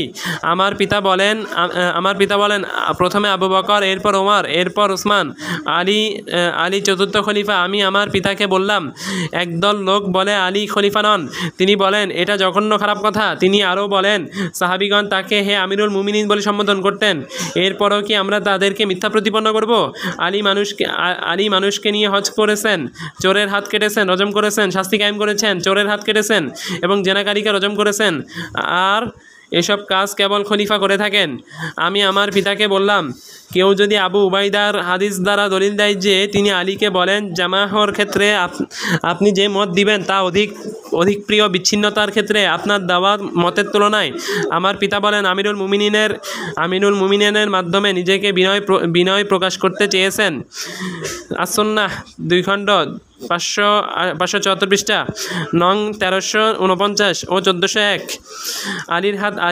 আলীর কাছে বায়াত করে অধিকাংশ আহলুল হাল ওয়াল আকদ তথা যোগ্যতা সম্পন্ন ব্যক্তিগণ, এভাবে তার খেলাফত সাব্যস্ত হয়।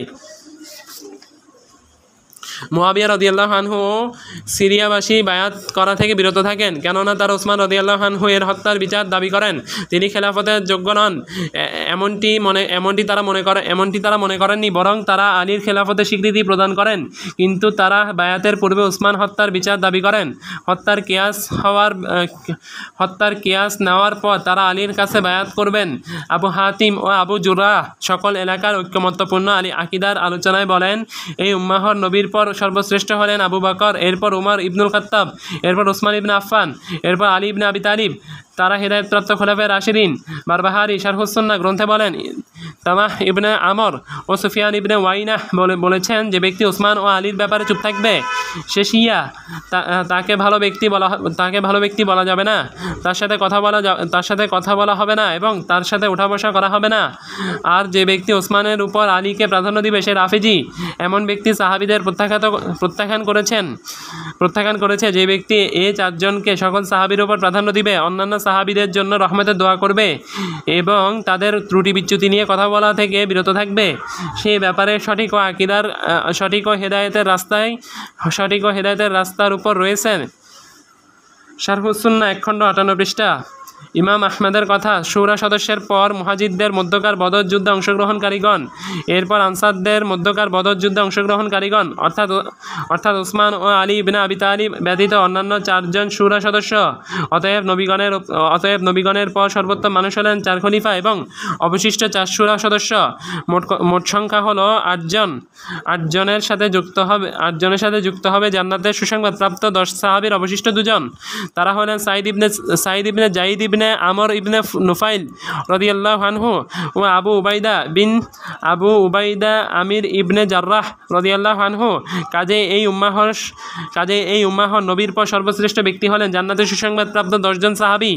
আর এই 10 জনের মাঝে সর্বশ্রেষ্ঠ হলেন 4 জন খোলাফায়ে রাশিদিন। সাধারণভাবে তারা সর্বোত্তম সাহাবী।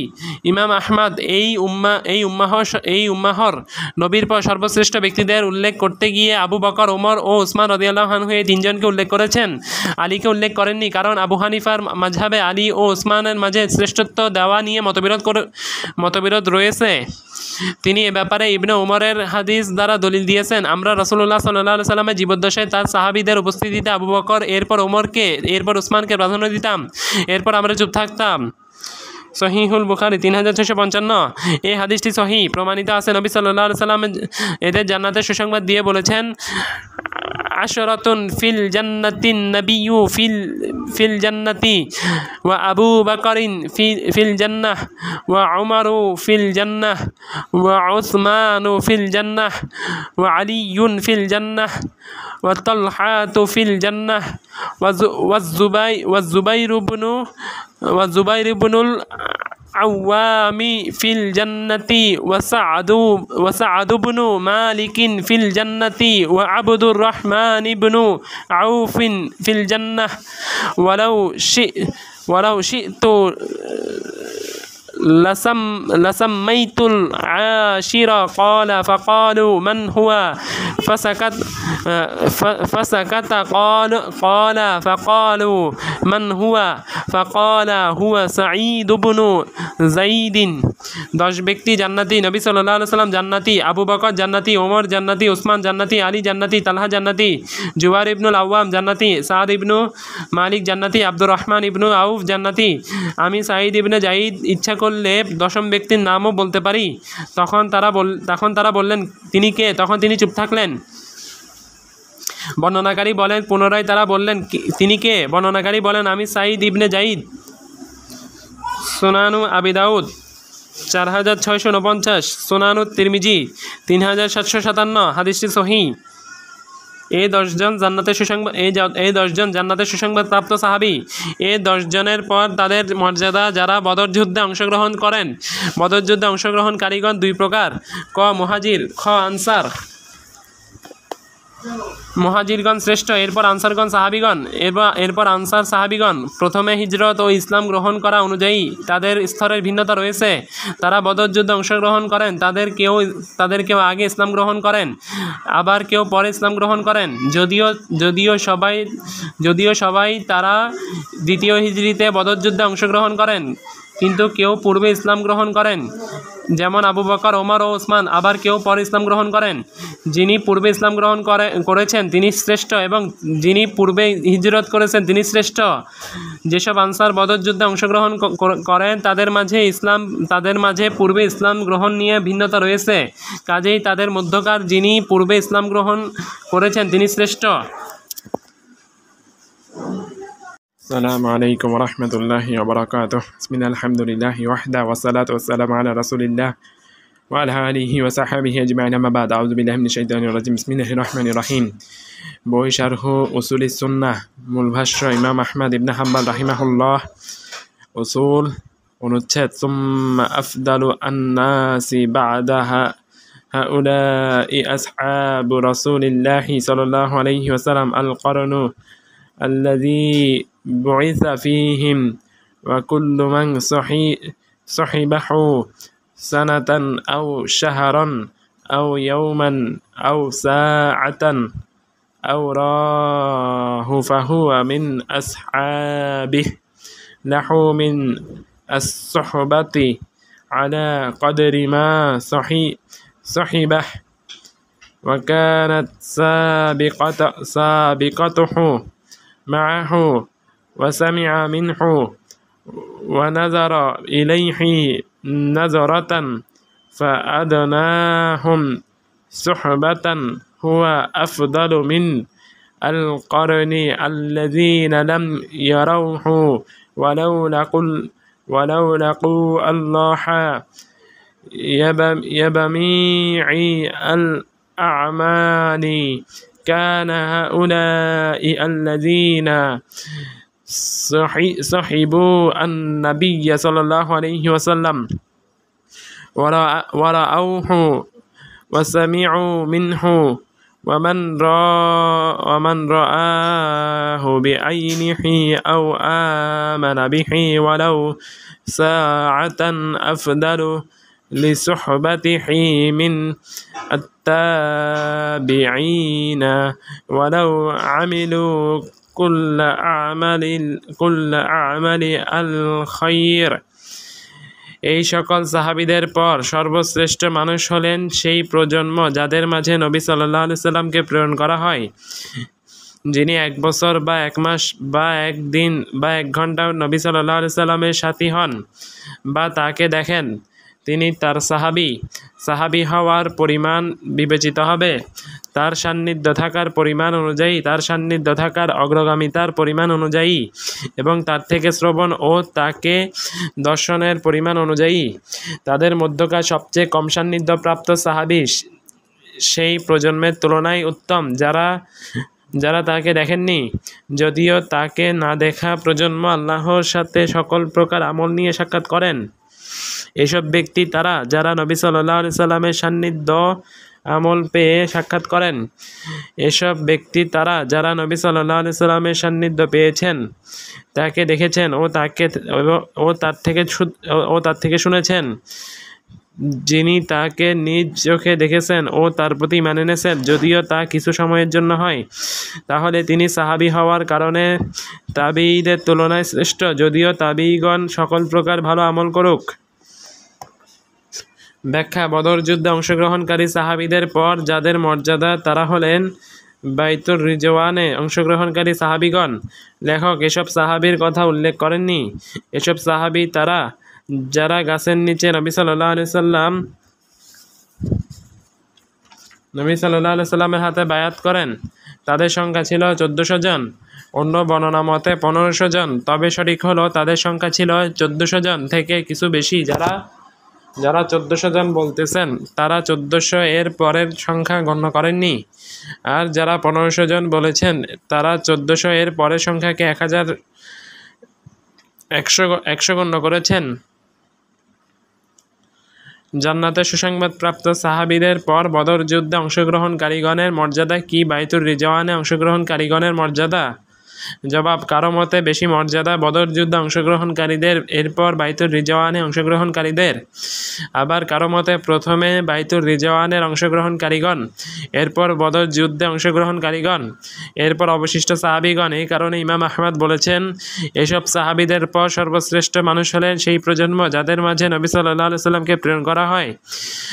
যেসব সাহাবী জান্নাতের সুসংবাদ প্রাপ্ত হন, 10 জন ছাড়াও যারা জান্নাতের সুসংবাদ পান তাদের অন্তর্ভুক্ত হলেন হাসান ও হুসাইন। নবী সাল্লাল্লাহু আলাইহি সাল্লাম উভয়কে জান্নাতের সুসংবাদ দিয়ে বলেন, আল হাসান ওয়াল হুসাইনু সাইয়্যিদা শাবাবি আহলিল জান্নাহ।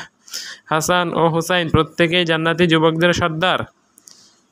সুনানুত তিরমিজি 3768। অনুরূপভাবে ইবনে ওমর রাদিয়াল্লাহু আনহু জান্নাতি ছিলেন। তিনি স্বপ্ন দেখেন তাকে যেন 2 জন ফেরেশতা ধরে জাহান্নামে নিয়ে যাচ্ছেন। তখন তাকে নবী সাল্লাল্লাহু আলাইহি সাল্লাম বলেন, তুমি ভয় পেও না, সহিহুল বুখারি 1121, 1122, সহি মুসলিম 2479। একইভাবে সাবিত ইবনে কাইস রাদিয়াল্লাহু আনহু জান্নাতি। আনাস ইবনে মালিক রাদিয়াল্লাহু আনহু হতে বর্ণিত, তিনি বলেন, যখন এই আয়াত নাজিল হলো, হে মুমিনগণ, তোমরা নবীর কণ্ঠের উপর নিজেদের কণ্ঠ উঁচু করবে না এবং নিজেদের মধ্যে যেভাবে উচ্চস্বরে কথা বলো তার সাথে সেরূপ উচ্চস্বরে কথা বলবে না, এতে তোমাদের আমল বিনষ্ট হয়ে যাবার আশঙ্কা রয়েছে, অথচ তোমরা টেরও পাবে না। সূরা হুজুরাত আয়াত 2। তখন সাবিত রাদিয়াল্লাহু আনহু নিজের ঘরে বসে গেলেন এবং বলতে লাগলেন, আমি একজন জাহান্নামী। এরপর থেকে তিনি রাসূলুল্লাহ সাল্লাল্লাহু আলাইহি সাল্লামের কাছে যাওয়া বন্ধ করে দিলেন। একদিন রাসূলুল্লাহ সাল্লাল্লাহু আলাইহি সাল্লাম সাহাবী সাদ ইবনে মুআজ রাদিয়াল্লাহু আনহুকে সাহাবীর সম্পর্কে জিজ্ঞেস করে বললেন, হে আবু আমরা, সাহাবীদের কি হলো? সাদ রাদিয়াল্লাহু আনহু বললেন, হে আমার প্রতিবেশী, তার কোনো অসুখ হয়েছে বলে তো জানি না। আনাস রাদিয়াল্লাহু আনহু বলেন, সাদ পরে সাহাবীদের কাছে গেলেন এবং তার সম্পর্কে রাসূলুল্লাহ সাল্লাল্লাহু আলাইহি সাল্লামের বক্তব্য উল্লেখ করলেন। সাহাবীত রাদিয়াল্লাহু আনহু বলেন, এই আয়াত নাজিল হয়েছে আর তোমরা জানো রাসূলুল্লাহ সাল্লাল্লাহু আলাইহি সাল্লামের উপর আমার কণ্ঠস্বরই সবচেয়ে উঁচু হয়ে যায়, সুতরাং আমি তো জাহান্নামী। সাদ রাদিয়াল্লাহু আনহু রাসূলুল্লাহ সাল্লাল্লাহু আলাইহি সাল্লামের কাছে এসে সাহাবীদের কথা বললেন। রাসূলুল্লাহ সাল্লাল্লাহু আলাইহি সাল্লাম তখন বললেন, না, বরং সে তো জান্নাতি। সহিহুল বুখারী 3613, সহি মুসলিম 119। উকাশা ইবনে মিহসান রাদিয়াল্লাহু আনহু এর ব্যাপারে নবী সাল্লাল্লাহু আলাইহি সাল্লাম জান্নাতে সাক্ষ্য দেন। সহিহুল বুখারী 5811, সহি মুসলিম 216। বিলাল রাদিয়াল্লাহু আনহু এর ব্যাপারে জান্নাতে সাক্ষ্য দেওয়া হয়। সহি মুসলিম 2457। আব্দুল্লাহ ইবনে সালাম রাদিয়াল্লাহু আনহু এর ব্যাপারে জান্নাতে সুসংবাদ দেওয়া হয়।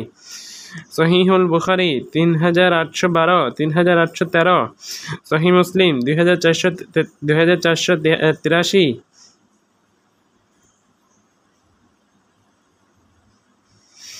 আনাসের মা রুমাইসা রাদিয়াল্লাহু আনহা এর ব্যাপারে জান্নাতে সাক্ষ্য দেওয়া হয়। সহি মুসলিম 2456। সাহাবীদের স্তরবিন্যাস। ইমাম আহমদের কথা, যিনি 1 বছর বা 1 মাস বা 1 দিন বা 1 ঘন্টা নবী সাল্লাল্লাহু আলাইহি সাল্লামের সাথে সাথী হন বা তাকে দেখেন, তিনি তার সাহাবী হওয়ার পরিমাণ বিবেচিত হবে তার সান্নিধ্য থাকার পরিমাণ অনুযায়ী, তার সান্নিধ্য থাকার অগ্রগামিতার পরিমাণ অনুযায়ী এবং তার থেকে শ্রবণ ও তাকে দর্শনের পরিমাণ অনুযায়ী। নিঃসন্দেহে সান্নিধ্যের দৃষ্টিকোণ থেকে সাহাবীদের মাঝে স্তরবিন্যাস রয়েছে। যিনি 10 বছর নবী সাল্লাল্লাহু আলাইহি সাল্লামের সান্নিধ্য পেয়েছেন, তিনি তার তুলনায় উত্তম। যিনি 9 বছর সান্নিধ্য পেয়েছেন, যিনি 8 বছর সান্নিধ্য পেয়েছেন, তিনি তার তুলনায় উত্তম। যিনি 7 বছর সান্নিধ্য পেয়েছেন, যিনি 1 বছর সান্নিধ্য পেয়েছেন, তিনি তার তুলনায় উত্তম। যিনি 1 মাস সান্নিধ্য পেয়েছেন, যিনি 1 মাস সান্নিধ্য পেয়েছেন, তিনি তার তুলনায় উত্তম। যিনি 2-1 দিন সান্নিধ্য পেয়েছেন, যা হোক, তিনি সাহাবী বলে গণ্য হবেন। নবী সাল্লাল্লাহু আলাইহি সাল্লামের সাথে ঈমানদার অবস্থায় সাক্ষাৎ করেছেন এবং ঈমানদার অবস্থায় মৃত্যুবরণ করেছেন, যদিও সামান্য সময়ের জন্য সাক্ষাৎ করেন। সাহাবী এর সংজ্ঞার ব্যাপারে সঠিক মত হলো, যেমনটি হাফিজ ইবনে হাজার উল্লেখ করেছেন, যিনি নবী সাল্লাল্লাহু আলাইহি সাল্লামের সাথে মুমিন অবস্থায় সাক্ষাৎ করেছেন এবং ইসলামের উপর মারা গিয়েছেন, যদিও মধ্যখানে মুরতাদ হয়ে যান। নুজহাতুন নাজর ফি তাওজিহি নুখবাতিল ফিকার, 1 খণ্ড 140 পৃষ্ঠা। সাহাবীর সংজ্ঞায় নবী সাল্লাল্লাহু আলাইহি সাল্লামকে দেখেছেন বলার তুলনায় নবী সাল্লাল্লাহু আলাইহি সাল্লামের সাথে সাক্ষাৎ করেছেন বলা উপযুক্ত, যাতে করে অন্ধ ব্যক্তিও সাহাবীর সংজ্ঞার অন্তর্ভুক্ত হতে পারেন। কারণ অন্ধ ব্যক্তি তাকে দেখেননি, তবে তার সাথে সাক্ষাৎ করেছেন, কাজেই সাক্ষাৎ শব্দের দ্বারা সংজ্ঞা দেওয়া অধিক উপযুক্ত ও পরিপূর্ণ। সাহাবীর অন্তর্ভুক্ত হবেন সাহাবীদের সেসব বাচ্চা যাদের নবী সাল্লাল্লাহু আলাইহি সাল্লাম তাহনিক করেছেন এবং তারা তাকে দেখেছেন। কাজেই যেসব বাচ্চা নবী সাল্লাল্লাহু আলাইহি সাল্লামকে দেখেছেন তারাও সাহাবী। যেমন মাহমুদ ইবনে রাবি বলেন, আকালতু মিনান নাবিয়্যা সাল্লাল্লাহু আলাইহি ওয়াসাল্লাম মাজ্জাতান মাজ্জাহা ফি ওয়াজহি ওয়া আনা বনু খামসি সিনিনা মিন দালউইন। আমার মনে আছে নবী সাল্লাল্লাহু আলাইহি সাল্লাম একবার বালতি থেকে পানি নিয়ে আমার মুখমণ্ডলের উপর কুলি করে দিয়েছিলেন। তখন আমি ছিলাম 5 বছরের বালক। সহিহুল বুখারী 77। একইভাবে আব্দুল্লাহ ইবনে তালহার নবী সাল্লাল্লাহু আলাইহি সাল্লাম তাহনিক করেছেন। তিনি ছোট সাহাবী। সাহাবীদের ব্যাপারে বিদাতীদের মাযহাব। বিদাতীদের আকীদা আহলুস সুন্নাহ ওয়াল জামাআহর আকীদা পরিপন্থী। সাহাবীদের ব্যাপারে বিদাতীদের দুটি দল রয়েছে। প্রথম দল রাফিজি। যায়েদ ইবনে আলী ইবনে হুসাইন যখন রাফিজিদেরকে আবু বকর ও উমর সম্পর্কে জিজ্ঞেস করে তখন তারা তাকে প্রত্যাখ্যান করে।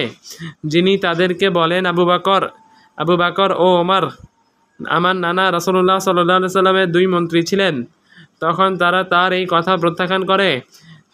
তিনি তাদেরকে বলেন, রফাস্তুমুনি, অর্থাৎ তোমরা আমাকে প্রত্যাখ্যান করলে। ফলে তারা তাদের নামকরণ করে রাফিজি নামে। এর পূর্বে তারা তাদের নামকরণ করেছিল খাসাবিয়া নামে, কারণ তারা খাসাব বা কাঠ দ্বারা যুদ্ধ করত।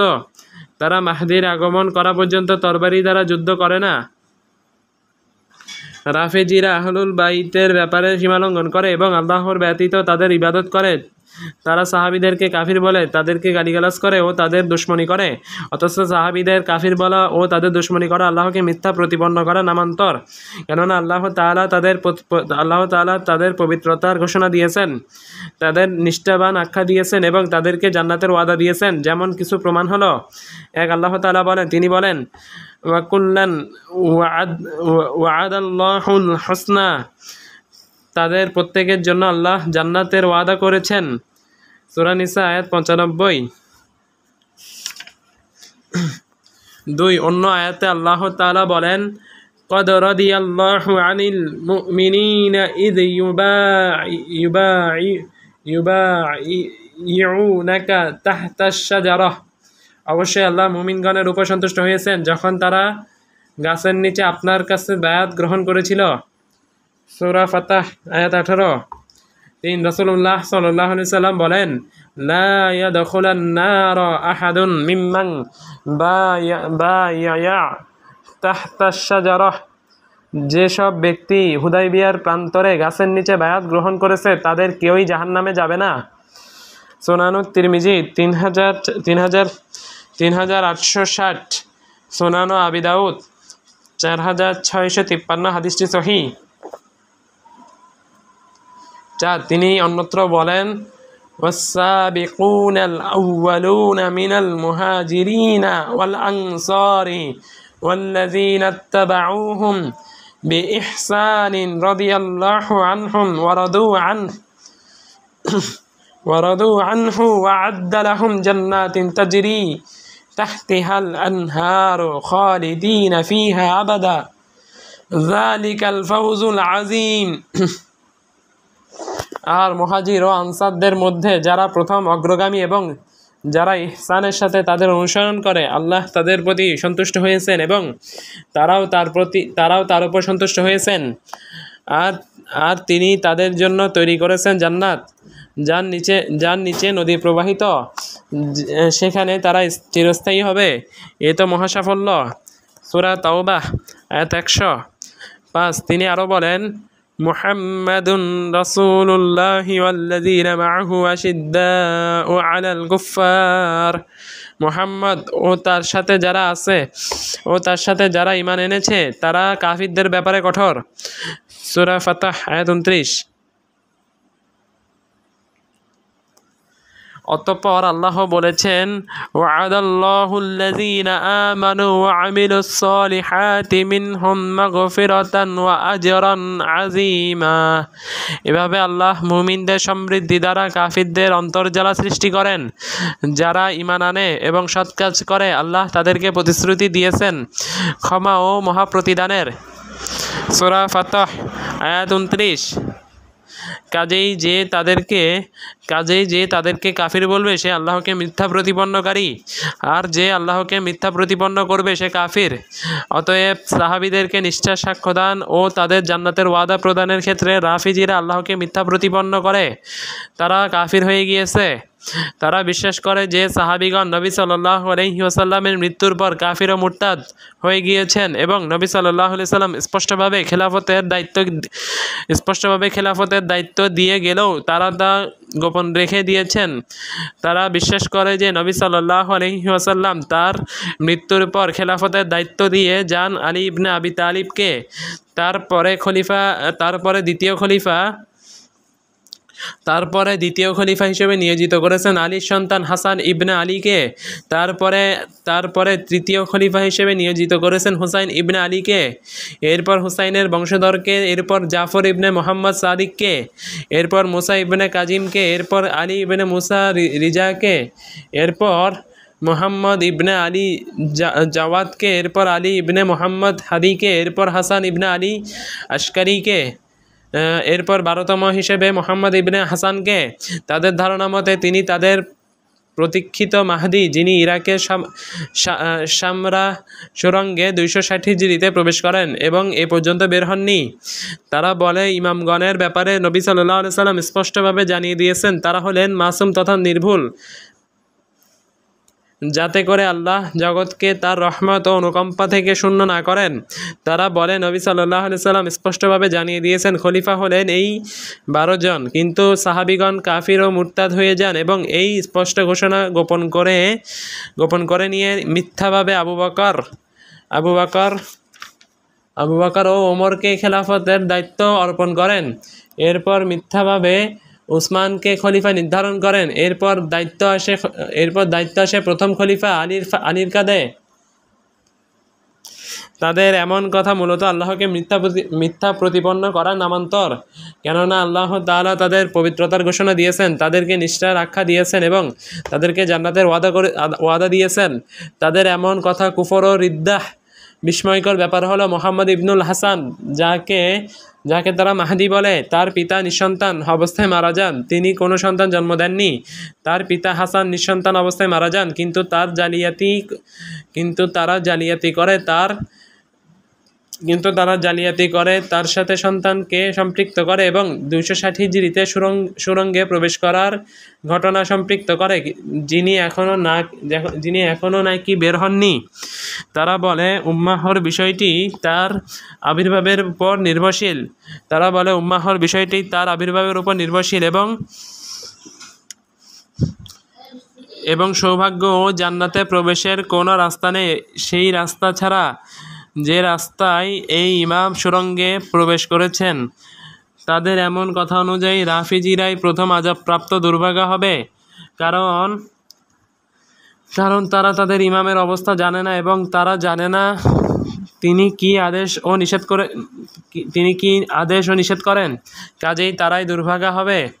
আল্লাহ তাআলা কিভাবে উম্মাহর বিষয়টি এমন ব্যক্তির সাথে সম্পৃক্ত করতে পারেন যে একজন কল্পিত মানুষ। একজন নারীর স্বামী যখন বিলম্ব করে এবং তার থেকে হারিয়ে যায়, তখন তার বিষয়টি বিচারকের কাছে উপস্থাপন করলে তাদের বিচ্ছেদ ঘটিয়ে দেওয়া হয় উক্ত নারীর ক্ষতি দূর করার লক্ষ্যে। তাহলে কিভাবে গোটা উম্মাহকে একজন কল্পিত ব্যক্তির সাথে জুড়ে দেওয়া যেতে পারে যার কোনো বাস্তবতা নেই? আরও বলা হয় কোনো রাস্তা ও জিহাদ নেই মাহদির আবির্ভাব পর্যন্ত। তারা বলে যতদিন না মাহদি সুরঙ্গ থেকে বের হবেন এবং আসমান থেকে আহ্বানকারী তার অনুসরণ করার আহ্বান করবেন, ততদিন আল্লাহর রাস্তায় কোনো জিহাদ নেই। শিয়া মতের মাহদি মূলত একটি উপকথা, কোনো বাস্তবতা নেই, কারণ তার কোনো অস্তিত্বই নেই। তার পিতা নিঃসন্তান অবস্থায় মারা যান। তার কোনো সন্তান জন্মগ্রহণ করেনি, যদি মেনেও নেওয়া হয় যে তার কল্পিত মাহদীর অস্তিত্ব রয়েছে, তাহলে কিভাবে এত লম্বা সময় সুরঙ্গে বেঁচে থাকা সম্ভব? শাইখুল ইসলাম ইবনে তাইমিয়ার সময় তার সুরঙ্গের প্রবেশের সময়কাল হয় 400 বছর। তিনি তার ব্যাপারে এমন কথা বলেন, মাজমুল ফাতাওয়া 28 খণ্ড 401 পৃষ্ঠা। তাহলে আমরা আমাদের সময় বলবো যে তার সুরঙ্গে প্রবেশের সময়কাল 1200 বছর অতিক্রম করেছে, কিন্তু তিনি এখনও বের হননি। কাজেই তিনি একজন উপকথা ও রূপকথার ব্যক্তি, তার কোনো বাস্তবতা নেই। আল্লাহর কাছে আমরা নিরাপত্তা ও শান্তি প্রার্থনা করি। অনুরূপভাবে তারা কোরআন সংরক্ষিত হওয়ার ব্যাপারে আল্লাহকে মিথ্যা প্রতিপন্ন করেছে। তারা বিশ্বাস করে যে বর্তমানে কোরআনের 1/3 সংরক্ষিত আছে এবং 2/3 নষ্ট হয়ে গিয়েছে।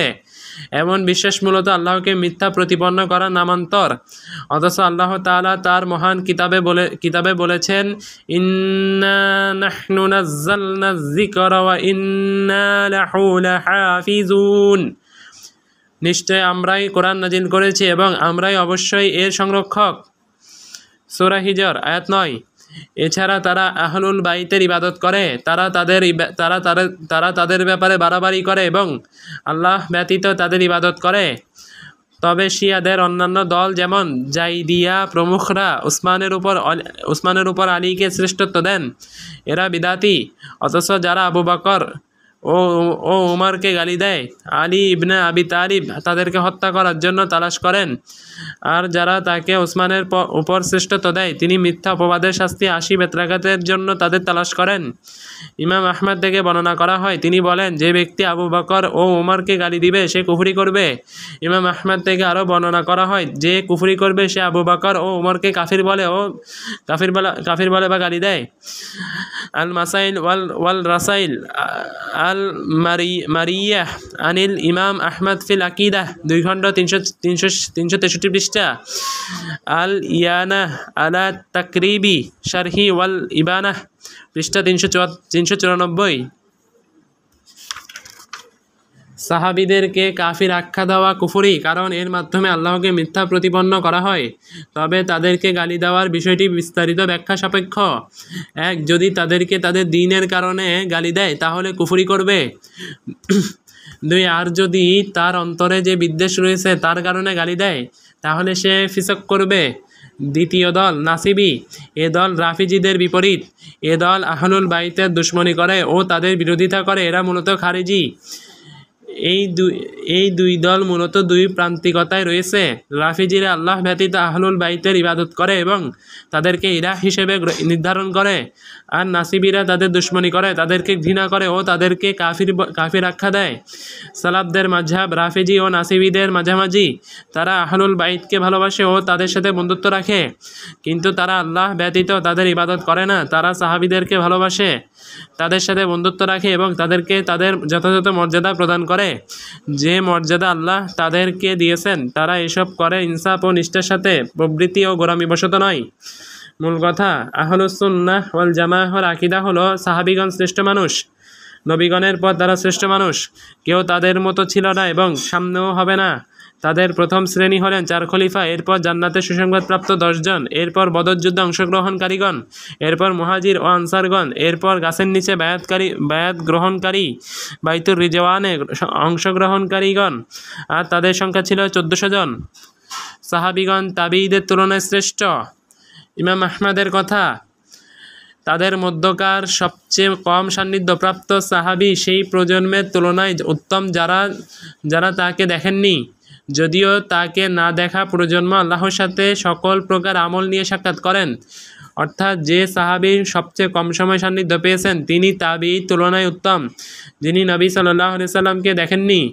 যদিও তাবিঈ সকল আমল নিয়ে আল্লাহর সাথে সাক্ষাৎ করেন। এই কারণে ইমাম আহমদ বলেছেন, এসব ব্যক্তি যারা নবী সাল্লাল্লাহু আলাইহি সাল্লামের সান্নিধ্য পেয়েছেন, তাকে দেখেছেন ও তার থেকে শুনেছেন, তিনি তাকে নিজ চোখে দেখেছেন ও তার প্রতি ঈমান এনেছেন, যদিও তা কিছু সময়ের জন্য হয়। তাহলে তিনি সাহাবী হওয়ার কারণে তাবিঈদের তুলনায় শ্রেষ্ঠ, যদিও তাবিঈগণ সকল প্রকার ভালো আমল করুক, অর্থাৎ তাবিঈগণ যদি সকল ভালো কাজ করেন, এরপরও একজন সাহাবী তার তুলনায় উত্তম। কারণ সাহাবী হওয়ার বৈশিষ্ট্য শুধু সাহাবীদের ক্ষেত্রে প্রযোজ্য, পরে কেউ এই সুযোগের ভাগীদার হতে পারবে না। কখনো আমল ও ইবাদতে কোনো তাবিঈ কোনো সাহাবীকে ছাড়িয়ে যেতে পারেন, যেমন নফল সালাত, তাহাজ্জুদ ও দান সাদাকা। কিন্তু সাহাবী হওয়ার বৈশিষ্ট্য অর্জন করা সম্ভব নয়, কারণ সাহাবী হওয়ার সৌভাগ্য সাহাবীদের সাথেই খাস। যারা নবীজির সাথী হয়েছেন, তার সাথে জিহাদ করেছেন, তার কথা শুনেছেন, তাকে দেখেছেন, কাজেই তাদের বিরাট মর্যাদা রয়েছে, যা অন্য কারো পক্ষে অর্জন করা সম্ভব নয়। অতএব সাহাবীগণ মানুষের মাঝে সবচেয়ে উত্তম, তাদের মতো কেউ ছিল না এবং সামনেও হবে না। নবীগণের পর তারা সর্বশ্রেষ্ঠ মানুষ, তাদের পরবর্তীগণ তাদের কাতারে প্রবেশ করতে পারবে না, কারণ তারা নবীজির সাথী হয়েছেন, তার সাথে জিহাদ করেছেন এবং ওহী নাজিল হওয়া অবলোকন করেছেন। পরবর্তীদের তুলনায় তারা দলিলের ও আল্লাহর কিতাবের অর্থ অনুধাবনে সবচেয়ে জ্ঞানী, কেননা তারা কোরআন অবতরণ হওয়া অবলোকন করেছেন। নবী সাল্লাল্লাহু আলাইহি সাল্লাম তাদের মাঝে কোরআনের ব্যাখ্যা করেছেন। তাদের কাছে যা জটিল মনে হতো, তারা নবী সাল্লাল্লাহু আলাইহি সাল্লামকে জিজ্ঞেস করতেন। পরবর্তী যুগের কেউ এই বৈশিষ্ট্য তাদের কাতারে প্রবেশ করতে পারবে না এবং তাদের শরীক হতে পারবে না, যদিও এই বিষয়ে সাহাবীদের মাঝে পরস্পরে কম বেশি ছিলেন। মর্যাদার দৃষ্টিকোণ থেকে সাহাবীদের পর যাদের অবস্থান, তারা হলেন দ্বিতীয় প্রজন্ম তথা তাবিঈগণ, এরপর তৃতীয় প্রজন্ম তথা তাবিঈগণ। এর দলিল হল ইমরান ইবনু হুসাইন রাদিয়াল্লাহু আনহুমা قال النبي صلى الله عليه وسلم خيركم قرني ثم الذين يلونهم قال عمران لا أدري أذكر النبي صلى الله عليه وسلم بعد قرنين أو ثلاثة। ইমরান ইবনে হুসাইন রাদিয়াল্লাহু আনহু হতে বর্ণিত, তিনি বলেন, নবী সাল্লাল্লাহু আলাইহি সাল্লাম বলেছেন,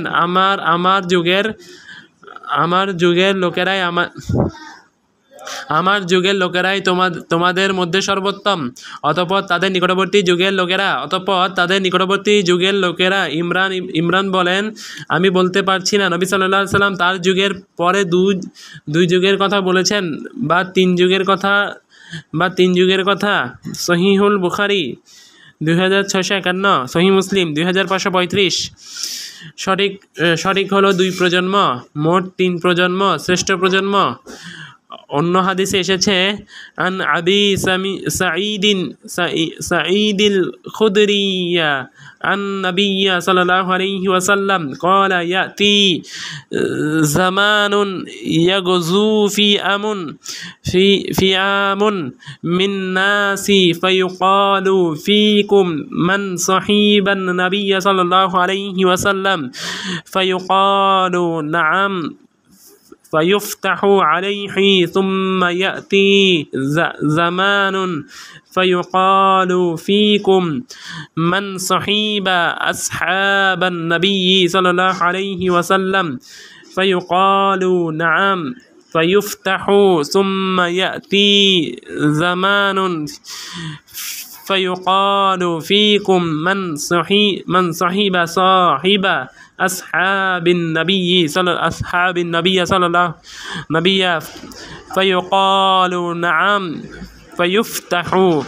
আবু সাঈদ খুদরি রাদিয়াল্লাহু আনহু হতে বর্ণিত, নবী সাল্লাল্লাহু আলাইহি সাল্লাম বলেছেন, এমন এক সময় আসবে যখন একদল লোক আল্লাহর পথে জিহাদ করবে, তাদেরকে জিজ্ঞেস করা হবে, তোমাদের সঙ্গে কি নবী সাল্লাল্লাহু আলাইহি সাল্লামের সাহাবীগণ কেউ আছেন? বলা হবে, হ্যাঁ। অতঃপর তার বরকতে বিজয় দান করা হবে। অতঃপর এমন এক সময় আসবে যখন জিজ্ঞেস করা হবে, নবী সাল্লাল্লাহু আলাইহি সাল্লামের সাহাবীদের সহচরদের মধ্যে কেউ কি তোমাদের মধ্যে আছেন? বলা হবে, হ্যাঁ। অতঃপর তাদের বিজয় দান করা হবে। এরপর এমন এক যুগ আসবে যে জিজ্ঞেস করা হবে, তোমাদের মধ্যে কি